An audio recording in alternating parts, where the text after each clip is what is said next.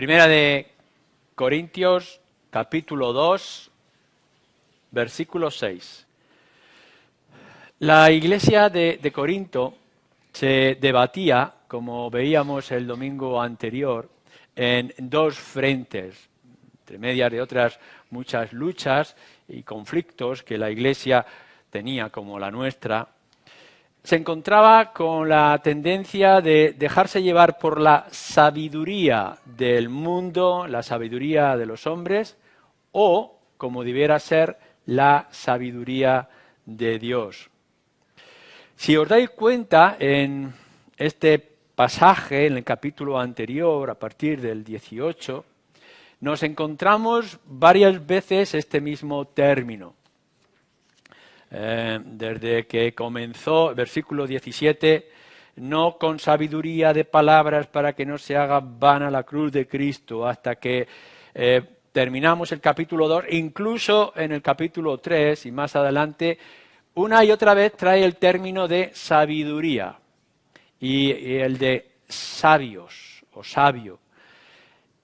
Es decir, que este asunto era algo importante y crucial porque dejaba a la Iglesia en medio de un balance que podría significar cosas serias para ellos. Sabiduría del mundo o sabiduría de Dios. Esta era la alternativa y eran dos fuerzas que estaban luchando a veces entre sí.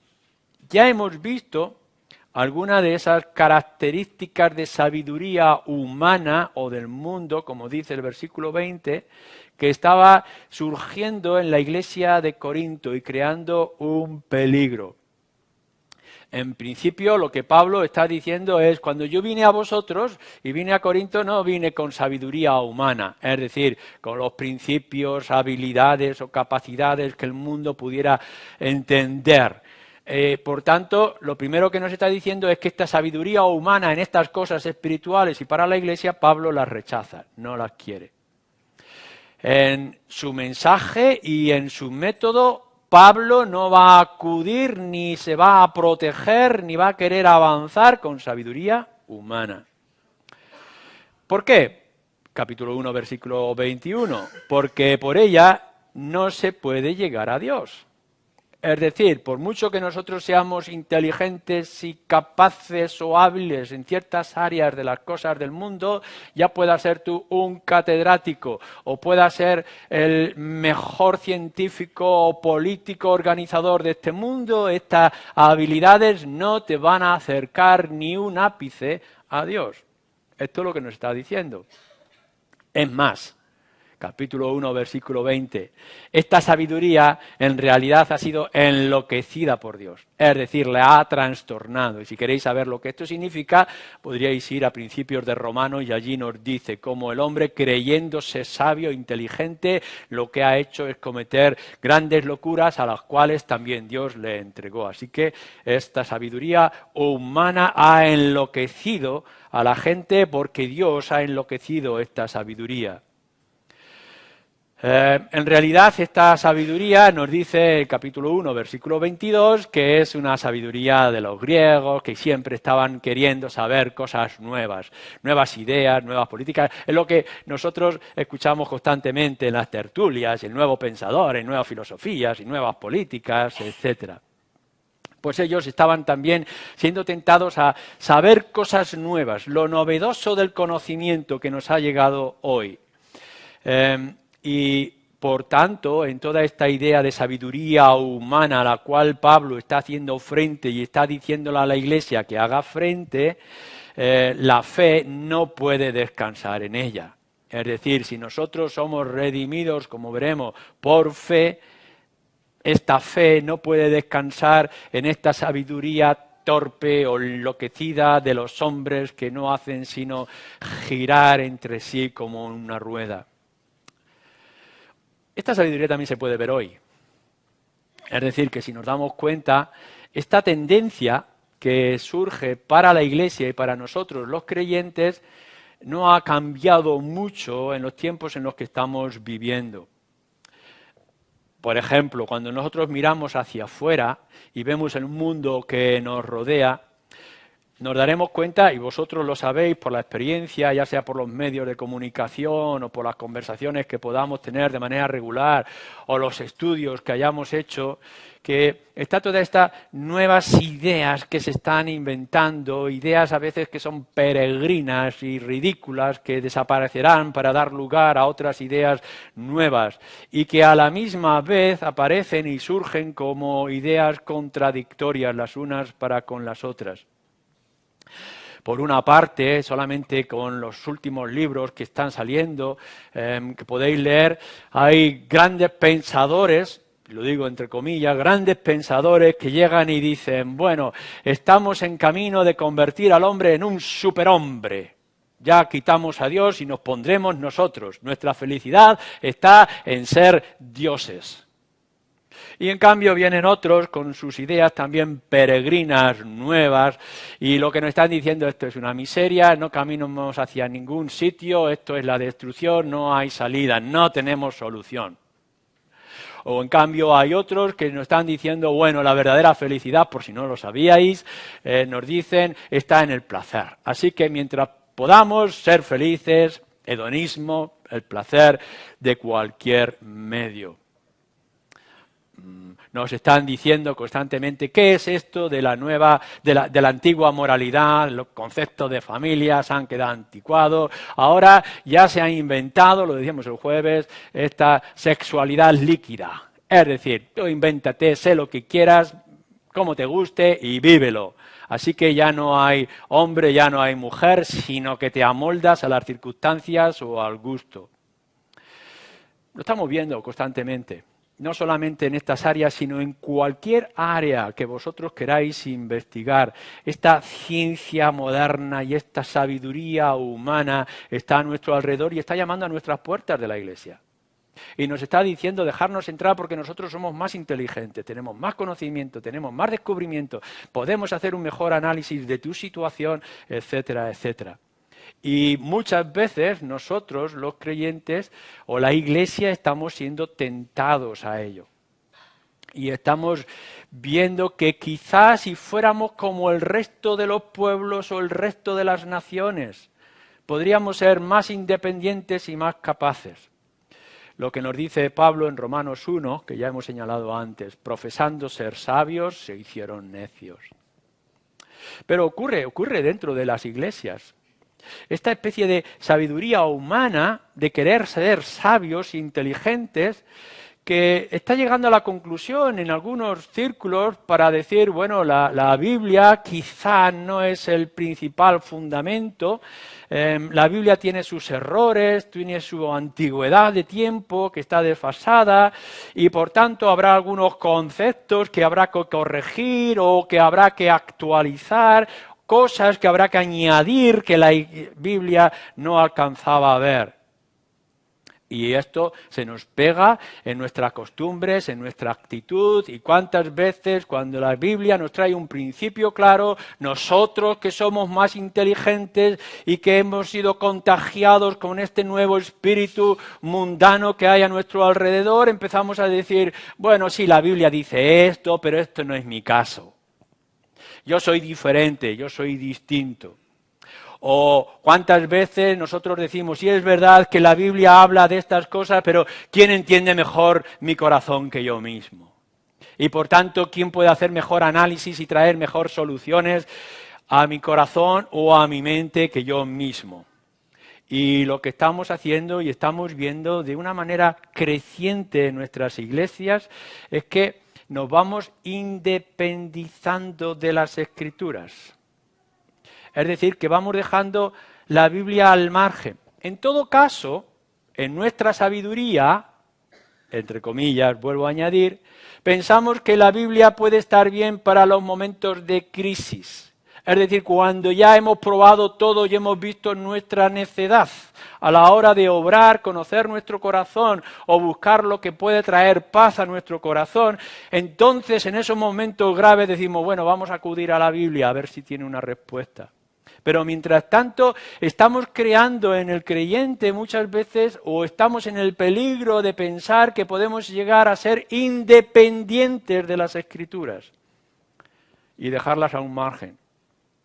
Claro, con razón decía el gran pensador y filósofo de las Escrituras, Salomón en Eclesiastés, no hay nada nuevo bajo el sol.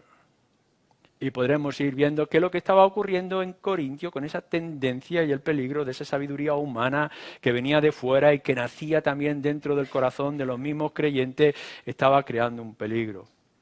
Pero entonces, Pablo lo que va a hacer es traer la alternativa. Es decir, no la sabiduría del hombre, no es la sabiduría del mundo lo que ha hecho esta iglesia en Corinto, lo que nos ha traído a esta posición, sino que es la sabiduría de Dios. Y por eso ya hemos visto, capítulo 1, versículo 21, versículo 24, que nos habla de el contraste, el frente, el otro lugar, lo que realmente nos da nuestro sentido, que es la sabiduría de Dios. Así que lo primero que tenemos que dejar claro en nuestras mentes es que en ningún lugar de las Escrituras se nos anima, Dios no anima en manera alguna a que seamos unos ignorantes y a que seamos unos necios. Al contrario, constantemente, desde el principio al final de las Escrituras, se está atacando la ignorancia y se está atacando la necedad.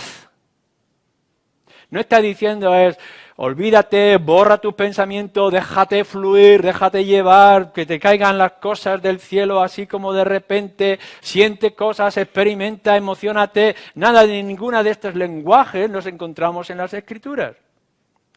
El Evangelio mismo que el Señor Jesucristo está presentando dice: conoceréis la verdad y la verdad os hará libre. Fijaros bien que en ningún momento el Señor Jesús dice: siente la verdad, experimenta la verdad, emociónate con la verdad y serás libre. No, conoce la verdad y entonces serás libre. O cuando Pablo está escribiendo a los filipenses, todo lo que es justo, todo lo que es bueno, todo lo que es agradable, sano, santo, en estas cosas pensar. Es decir, que podemos encontrar textos tras textos en las Escrituras que nos están diciendo: hay que ser sabios, hay que pensar, hay que meditar las cosas, tenemos que conocer, tenemos que analizar todo lo que está a nuestro alcance. Así que no pensemos que porque nosotros hemos sido elegidos de lo más necio y lo más ignorante y lo más nulo de la sociedad, es que la iglesia evangélica o el pueblo de Dios está alimentando la ignorancia, ni mucho menos. Lo que nos está diciendo, y nos ha dicho Pablo ya como principio, es que la sabiduría de Dios empieza en nuestro Señor Jesucristo. Fijaros en el capítulo 1, versículo 24. Mas para los llamados, así judíos como griegos, Cristo, poder de Dios y sabiduría de Dios. O leemos en el versículo 30. Mas por Él estáis vosotros en Cristo Jesús, el cual ha sido hecho por Dios, en primer lugar de la lista, sabiduría, así como la justificación, santificación y redención. Lo que encontramos en nuestro Señor Jesucristo cuando nos hemos acercado a Él por medio de la fe y nos hemos rendido a Él, no es que hayamos hecho algo de lanzarnos al vacío, o dejar hueco nuestra mente, o vaciar nuestro corazón de las cosas sanas o buenas. Lo que nos está diciendo es que en Cristo Jesús hemos encontrado la verdadera libertad, el apoyo, el conocimiento, las bases para poder llegar a ser lo que realmente Dios quiere que seamos. Hemos empezado a ver, cuando hemos venido a la persona y a la obra del Señor Jesucristo. Y no solamente eso, sino que en Cristo hemos encontrado el inicio, la continuación y el final de toda nuestra vida cristiana en conocimiento y en la aplicación de todo ese conocimiento que se llama sabiduría. En Él vamos a poder ser lo que Dios ha estado demandando del ser humano y que no lo ha podido alcanzar. Mirad, la humanidad, el cambio que nosotros estamos experimentando, el bien que le haga crecer al ser humano, no lo vamos a encontrar en mejorar la agricultura. Estaremos mejor alimentados quizá, pero solamente eso. Y no lo vamos a hacer con descubrir grandes academias de pensamiento de filosofía. Tendremos más información, tendremos más lógica, pero no vamos a ir nada más. Lo que nos está diciendo es que nuestra esperanza está en ser más semejantes a esa imagen que hemos dañado en la caída, que es a nuestro Dios, o ser más semejantes a nuestro Señor Jesucristo. Por tanto, la sabiduría de Dios es que desde el inicio, la continuación y al final de nuestra vida nos esforcemos en ser como nuestro Señor Jesucristo. Y eso nos va a dar dignidad y nos va a levantar de la humillación a la que nos ha arrastrado el pecado.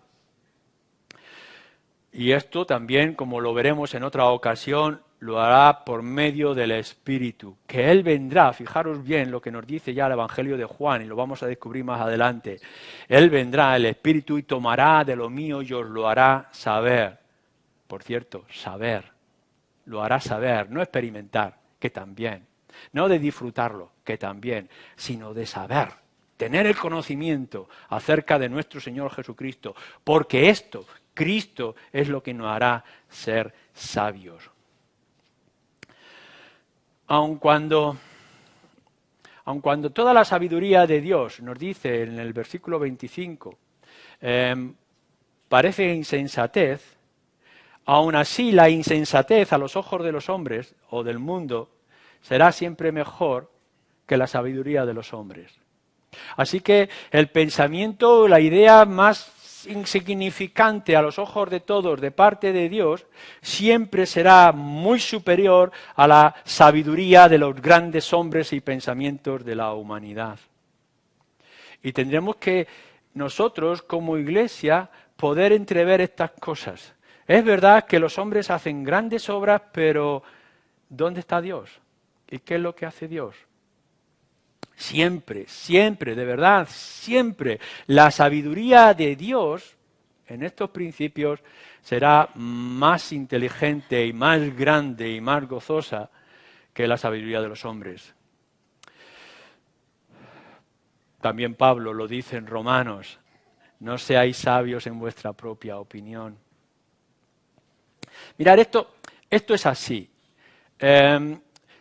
Vamos a suponer que queremos aprender acerca de la música. Seguramente alguno de vosotros dirá, a mí me gustaría aprender música. Bien, aprendéis las notas, do, re, mi, fa, sol, la, si, son 7, ¿no? 7, 8.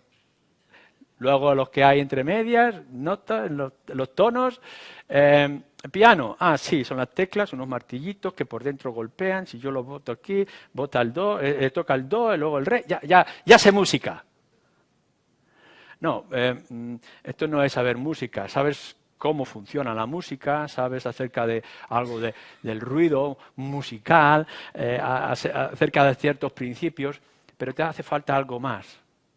Y entonces vengo yo, que ya me sé toda la teoría y como tengo una buena voluntad, me pongo a tocar música, pero no tengo oído para distinguir un re de un do.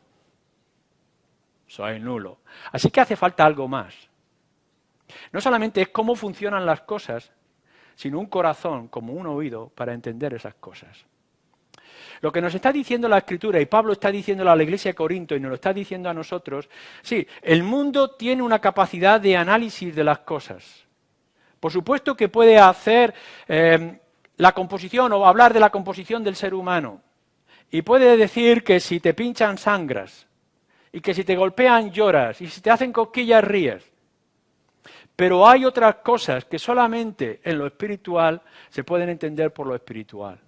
Y que por mucho que nos esforcemos en esa inteligencia del ser humano, no vamos a cambiar un ápice al ser humano.